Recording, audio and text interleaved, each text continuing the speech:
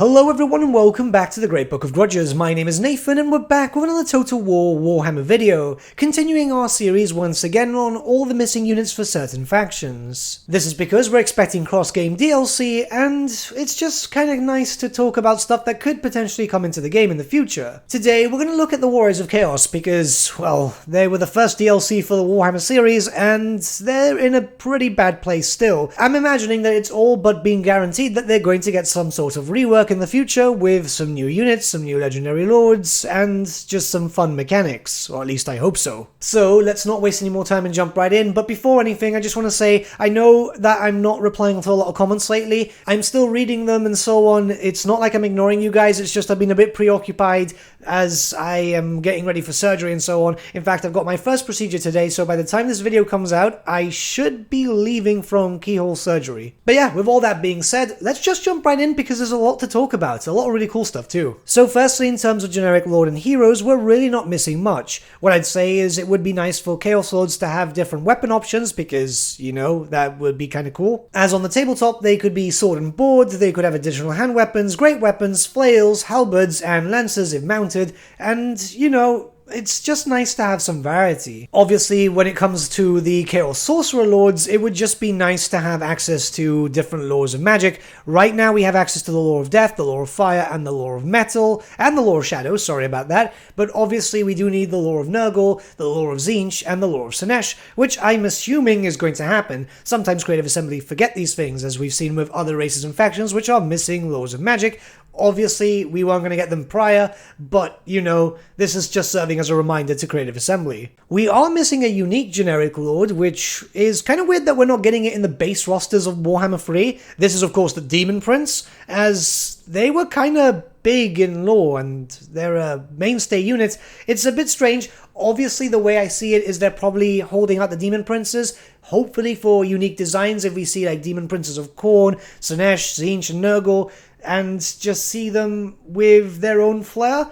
But it's still kind of weird because you'd expect them in the Demon roster and in Warriors of Chaos. Hopefully it's just because it's DLC. Demon Princes are immensely powerful depending on what type of alignment you put them as. Some of them in the tabletop could be very destructive in melee combat, some of them could be very proficient flyers, others could be very powerful spellcasters. It very much depends on how you would build up your character. It's very similar to that in Total War when you pick up the skills and so on, but you had a points limit in the tabletop. Obviously I don't think that Creative Assembly will ever fully forget these and will eventually add them in later. I just hope we don't have to wait too long because, yeah, I mean, it's a Demon Prince. In terms of missing generic heroes, well, the Warriors of Chaos roster didn't really have a lot of options because they were so customizable with what they were. These are of course the Exalted Hero and the Chaos Sorcerer, which we already have in game, and I'd just say the same thing as the generic Lord options. Some weapon choices for the Exalted Hero would be great, some mount options only available if you pick a certain mark would be awesome, and for the Chaos Sorcerer, well, you pick a mark and then you can pick a certain Law of Magic or something like that.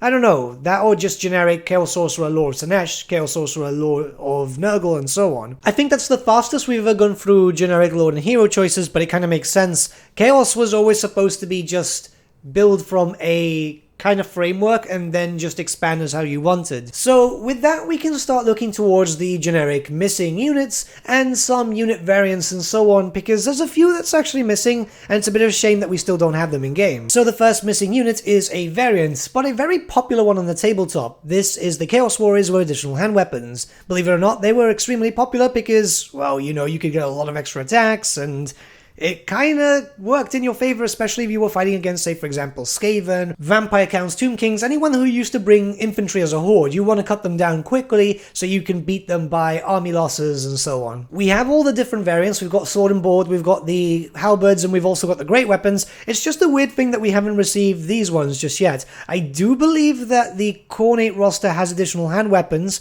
so hopefully this means in the future we will get them too. I'm of course referring to the vanilla Warriors of Chaos roster, as I kind of like the unit and it would just be kind of nice, and I know a lot of old tabletop fans would like to see them too. Next is another unit variant, which is the Chaos Marauders with flails. Now, it might not sound very exciting, but these were always quite good as charging units and so on the tabletop, and they were fairly popular. I remember seeing them more than the great weapon ones. Chaos Marauders were a good point sink, especially since they were only 6 points a model. They were a bit extra if you gave them a mark and obviously a flail too, but they were able to do quite a decent amount of damage and could be quite on par with normal Chaos Warriors. Yeah, it was a weird balancing thing in 8th edition. Flails are cool, and I mean, we're hoping to see them in a bunch of units from other different settings and so on, so the more we can see them, the better. I mean, we've already got a few of them when it comes to, obviously, the Skaven of Clan Pestilence and so on, but, you know, it's just a cool weapon. Sometimes it doesn't have to be very usable, it just has to be rule of cool. Also, I completely forgot that you could also get them with the Chaos Marauder Horsemen too,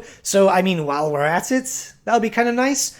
I don't remember seeing them too much on the horses. In fact, horses, you used to use them with the javelins or the throwing axes, but this was mainly because fast cavalry in 8th edition was horrendously overpowered. Trust me, if you ever saw a Dark Elf army with loads of fast cav, you knew you were up for something weird.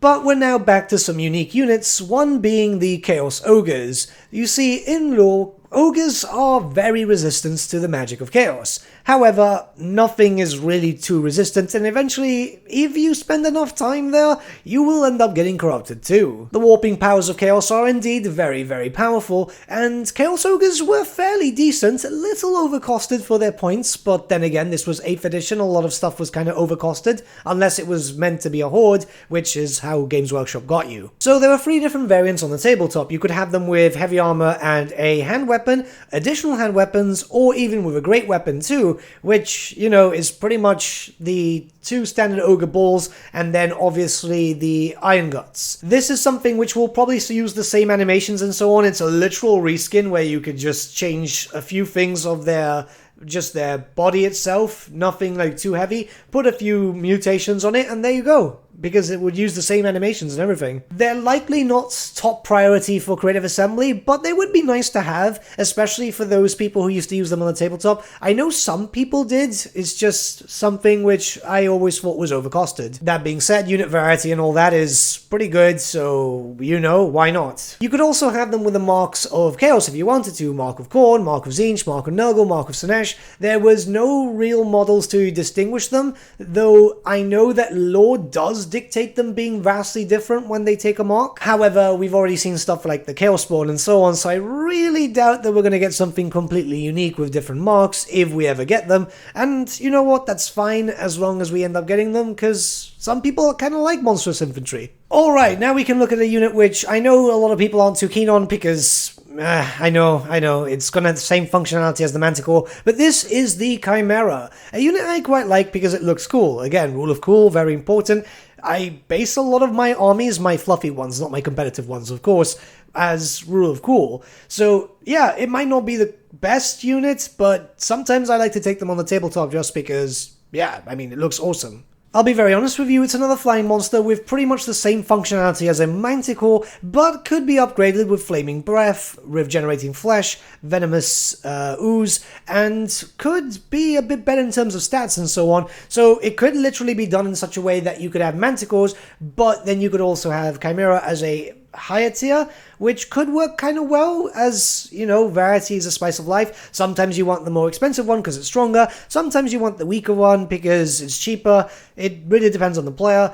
I just think they look awesome, and this is why I base a lot of my lists on, because yeah, if they look cool, they look cool. Next is the Chaos War Shrine, which I've mentioned in previous videos before because this is one of my absolute favorite models. It looks absolutely grim. It's got like this proper moving temple type of thing, well, you know, moving shrine, but it's just really, really cool. It had loads of really cool stuff on the tabletop too, as it could give you extra chances to either have your character or champion turn into a demon prince. This was kind of with the Eye of the Gods table. It was a bit strange, but it was mostly RNG. It could give you extra buffs, or it could fail really badly and, yeah, turn you into a Chaos Spawn. Obviously, the Eye of the Gods table was its own thing, but it gave you an extra chance at that type of stuff. I mean, we do have War Shrines already with the War Mammoths, but that's in Norska, and I really hope that we get this, because it just looks really grim. And I mean, who doesn't want this? It just looks so awesome. It also had different buffs and so on, very akin to that of the Mammoth War Shrine itself for Norska,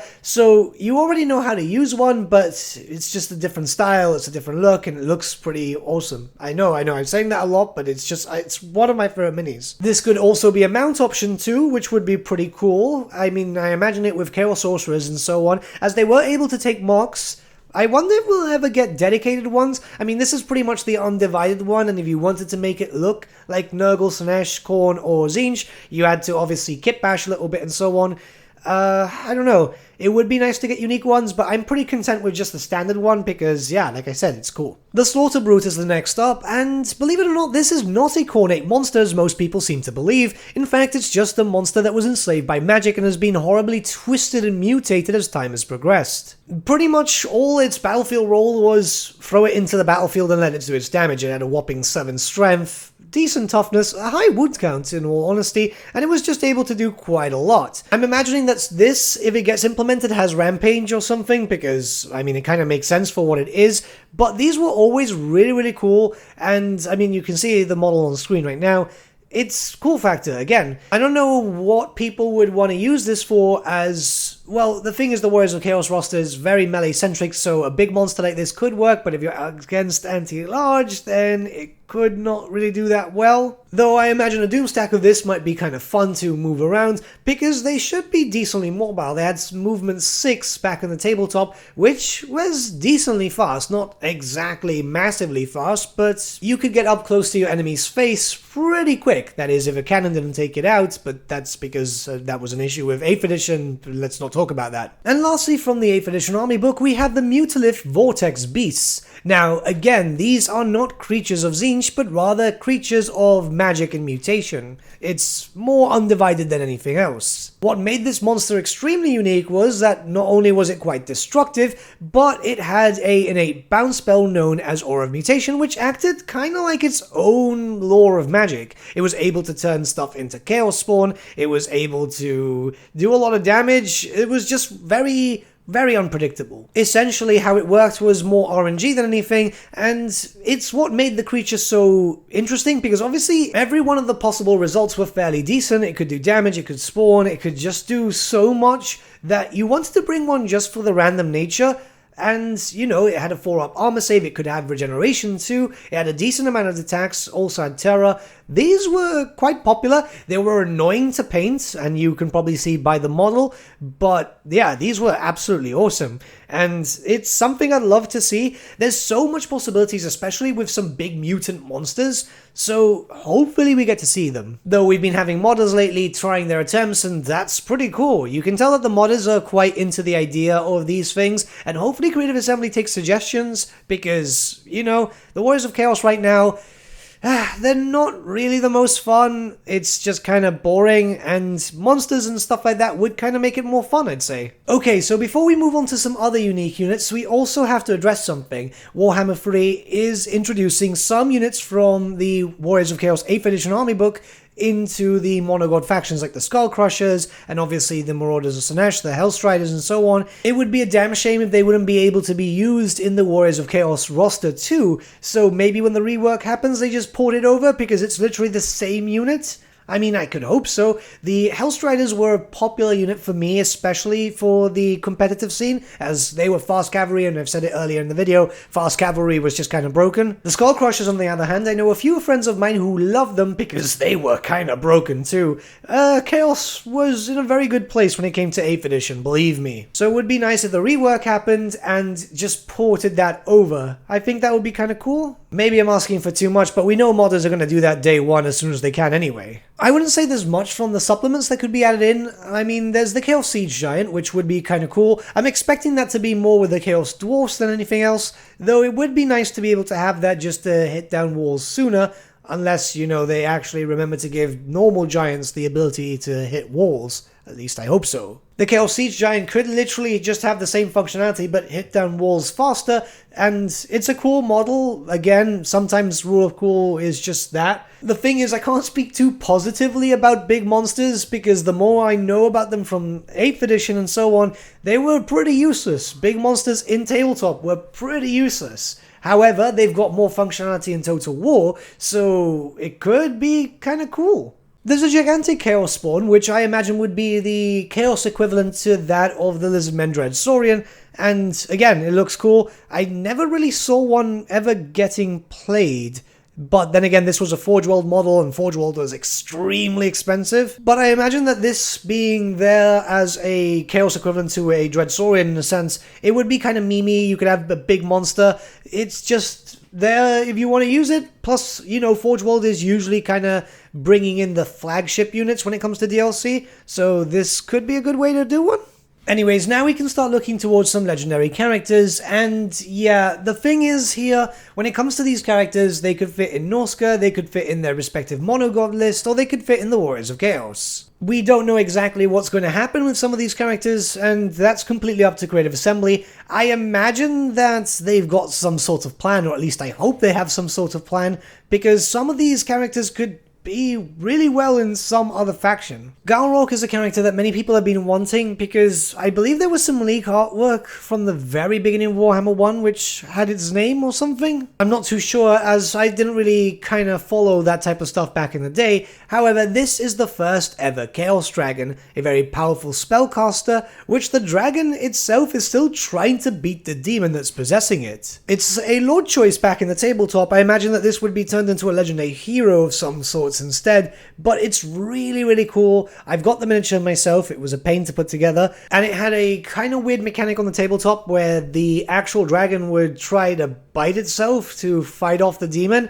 But I would say that this would be a great character to bring in as a legendary hero, then possibly just to bring in standard Chaos Dragons as units too. I mean, it would be kind of fun. Valkyria the Bloody is obviously someone that people have been waiting for a long time. I think there's a forum post about her once a month. She is a Demon Princess of Khorne. She's not really been given the title of Demon Princess. She doesn't even have the rule of Demon Prince or anything, but she's close enough. A champion of Khorne who was reshaped upon her death to serve him once more. She's often known as the Bride of the Blood God, and she's got a really cool miniature. I mean, that's how it works. People are thirsty for Valkyria, and I know if I don't mention her, someone will probably try to attack me in the comments, so she's here. Village the Curseling is a Tzeentchian lord choice. This was a pair of conjoined twins, which really both of them have sentience, but it was always kind of focusing around the parasitic twin rather than the actual bulky one.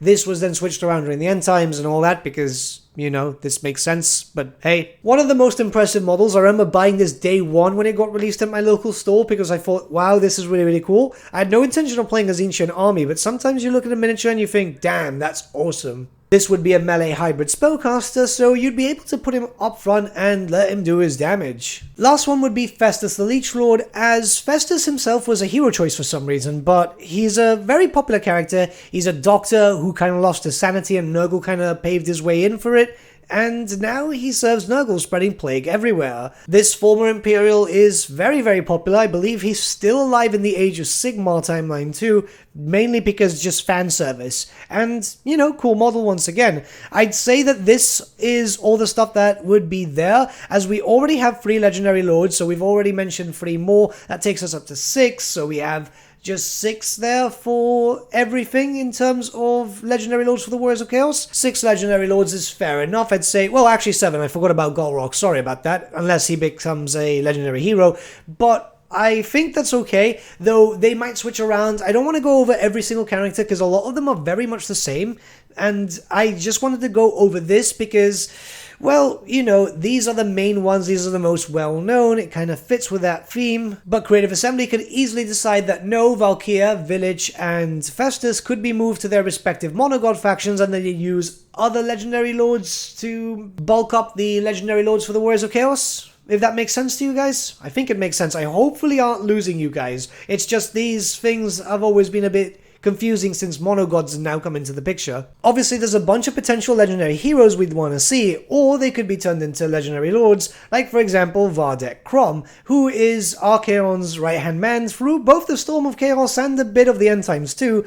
A very powerful character. He was pretty decent on the tabletop too. Well, very cool model, mainly because he was armed to the teeth. You can see that there. he was actually flanked by 4 individual monogod lieutenants, which all had really cool models. They were very well stylized. I think that this would be the best way to introduce 5 legendary heroes straight off the bat, and just continue it from there, as, well, you know, if you've got an army dedicated to Slaanesh in your Warriors of Chaos faction, then you could have Styrka, or an army dedicated to one of the other gods using the lieutenants of the other gods, cause theme is always cool. I will mention one more character before we get to the end of the video, and that's of course Harry the Hammer, because, well, yeah, he's just kind of like there, you know? He's a big, well-known character, which was treated a bit like a meme, but still received model updates and so on, and I mean, it's Harry the Hammer. A lot of old-time Warhammer fans remember Harry. At this point, it would just be kind of cool, because he's been around for a while. He dueled Grombrindle, he was there in the End Times too, because, I mean, you can't end the series without that. He was playable in 6th edition, I believe, though,